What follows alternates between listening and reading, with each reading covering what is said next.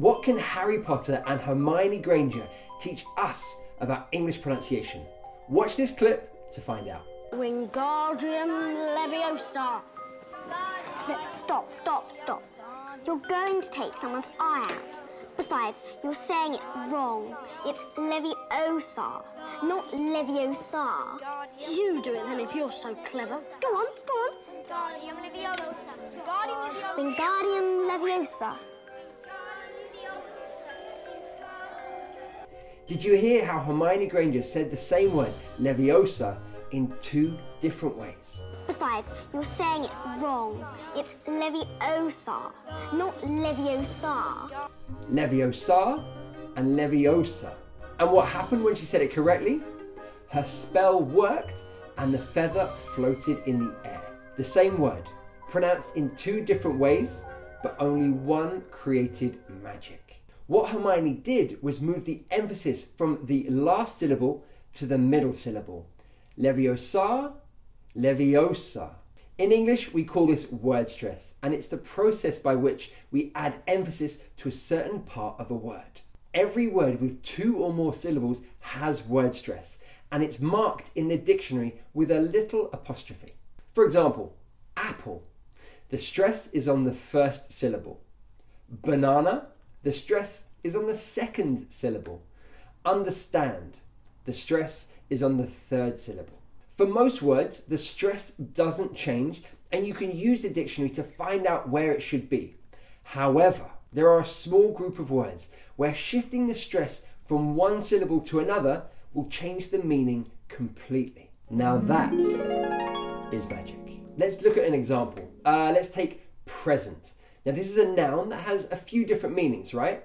It could be a gift, such as a birthday present. It can also mean the period of time right now. For example, the present moment. As you can see, it's a two-syllable word and we're putting the stress on the first syllable, present. But what happens if we shift the stress to the second syllable, present? It now becomes a verb and it means to formally introduce something or someone, or to give someone something like an award or a prize. For example, I'm going to present an award at the annual staff dinner. I'm going to present an award at the annual staff dinner. So you can hear that pronunciation, present. The noun, present, the verb, present. By switching the stress from the first syllable to the second syllable, we have two words with two different meanings. Let's get another example. The word desert. As a noun, this is a dry, very arid area of land. For example, I'd love to go to the Sahara Desert. I'd love to go to the Sahara Desert. Now, let's switch the stress to the second syllable. It becomes desert. Desert. Now, this is a verb, and this means to leave someone in difficulty without helping them.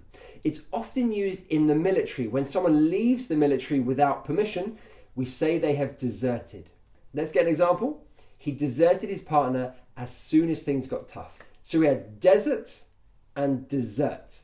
The same words, two different meanings. My next example is object. As a noun, this is something that you can see or touch. For example, a pot or a chair or a camera. Now let's switch the stress to the second syllable and it becomes a verb, to object. And this is to express opposition to a plan or an idea. For example, all the residents objected to a new prison being built in their neighbourhood. So you can hear objected. So we have object, the noun, object is the verb. How about this one? Refuse. Refuse is unwanted waste material. Think of it as like a formal way of saying rubbish. We need to clear the garden refuse today. We need to clear the garden refuse today. Now let's change the stress to the last syllable and we've got refuse. Now this is a verb that I'm sure you've heard of before, which is essentially to say no to something or to reject something. I can't believe you refused the last piece of chocolate. I can't believe you refused the last piece of chocolate. Can you hear the stress there? Refused. So we had refuse, refuse. Let's do one more example. Project. This is a piece of planned work that's done over time. I'm sure we've all done school projects in our time, right? So an example sentence, I've got to do a school project on the Romans again. I used to do a lot of school projects on Romans. I don't know why. When we shift the stress to the last syllable, it becomes project. Now this has a few meanings, one of which is to calculate a number for a future situation. So for example, the Earth's population is projected to be 9 billion by 2025. I don't know if that's true, it's just an example sentence. So you hear it, project, project. Now guys, if you're finding this lesson useful, you will love my British English online pronunciation course where we go in depth on subjects like this. There's a whole lesson on word stress, but we also talk about topics like sentence stress. In fact, there's a whole module on stress and intonation, which I know will be super helpful for you because it's these little things that take our English from okay to proficient. If you're interested in joining me on this online pronunciation course, the link is in the description below, or you can go to shop.eatsleepdreamenglish.com. Okay, let's test what you've learned. I'm going to give you a word and I want you to decide whether it's a noun or a verb, and therefore decide whether stress should be put. Present. Refuse. Project. Refuse. Dessert. Object. Okay, good job. Now let's put them into example sentences. Take a moment to decide how to say these sentences and then I'll say them after. If you get stuck, remember to start by deciding, is the word a verb or a noun? That will help you decide where to put the stress. Have you ever been to the Sahara Desert? Have you ever been to the Sahara Desert? I'll come to karaoke, but I refuse to sing. I'll come to karaoke, but I refuse to sing.